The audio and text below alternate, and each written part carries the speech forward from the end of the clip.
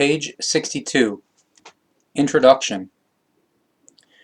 The presented teaching is intended for the study, thus to put into practice.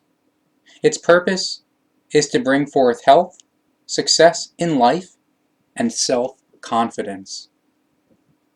The way that this teaching proceeds to reach this purpose is the way of the cognitions and their practical application.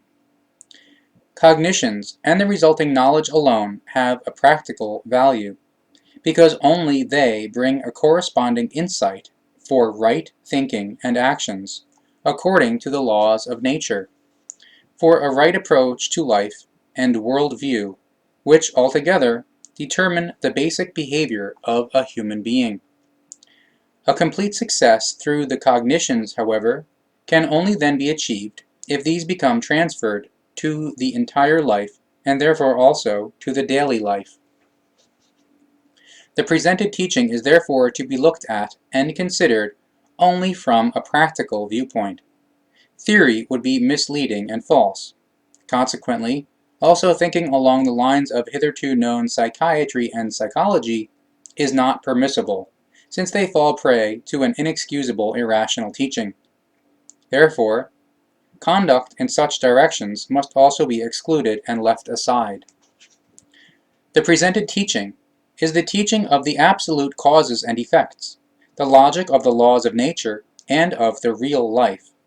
If the causes are acted upon logically and according to the laws of nature, consciously and determinedly, the effects will also be logical, according to the laws of nature, and will be controlled in the same manner.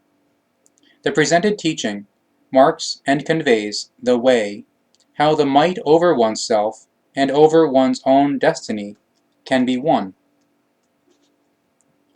For the fulfillment of this teaching, it is of absolute worth that one thoroughly occupies oneself with it, and that the necessary time is spent for its study.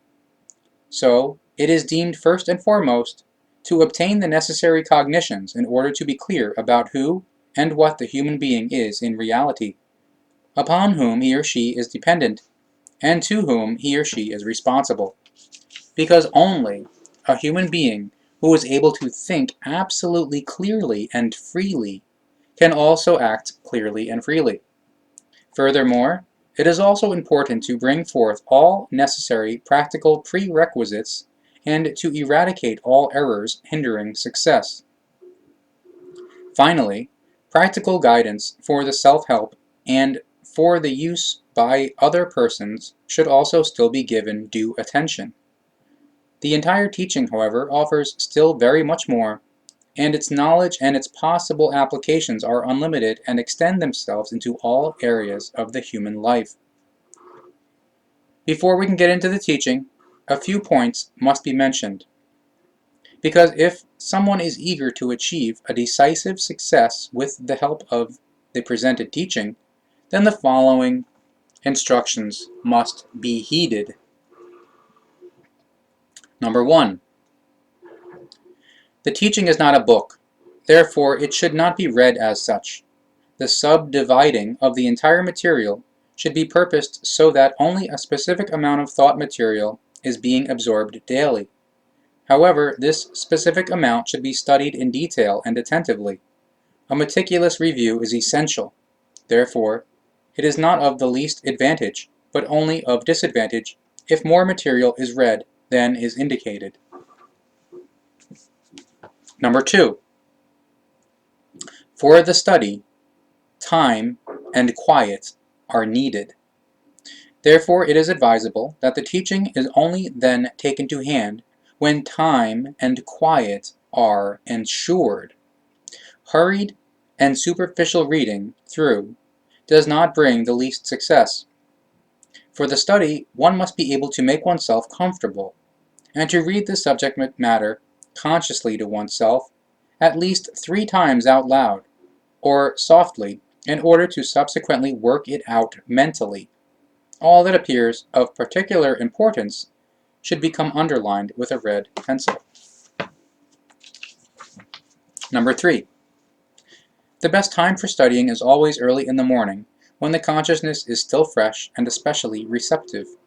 Should this not be possible, due to scheduling or other reasons, then the evening time between 7 o'clock and 10 o'clock p.m. is recommended. The study should begin, number 4. The study should begin and end daily at the same time. However, it should never take up more than a full 60 minutes. Number 5. To conduct a study means to work out a teaching for oneself. That which is learned becomes personal conscious property, which can never again disappear from the memory. To this end, however, it is necessary that the entire attention is applied to the topic and the exercises of the teaching. So one should neither allow oneself to be disturbed nor distracted. Number 6.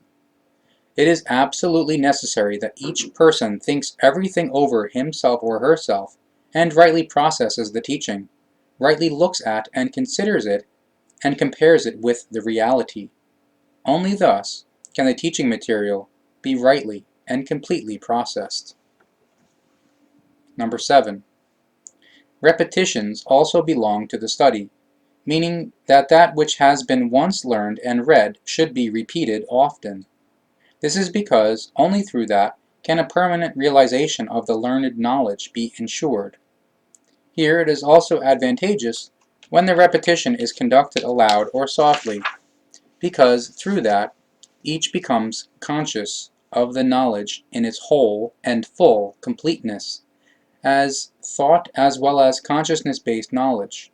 Moreover, this form of self-recitation represents an expedient and effective exercise in the articulateness, which brings very great advantages in many life situations. Division of reading material.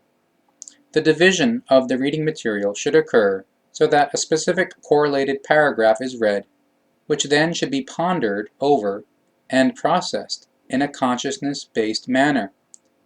Upon the tackling of the next paragraph, the previous one should once again be quickly recapitulated and reread so that the actual connection is not lost. Again, if you're watching this on a video, you can always pause it and rewind and watch it again if you don't understand it the first time.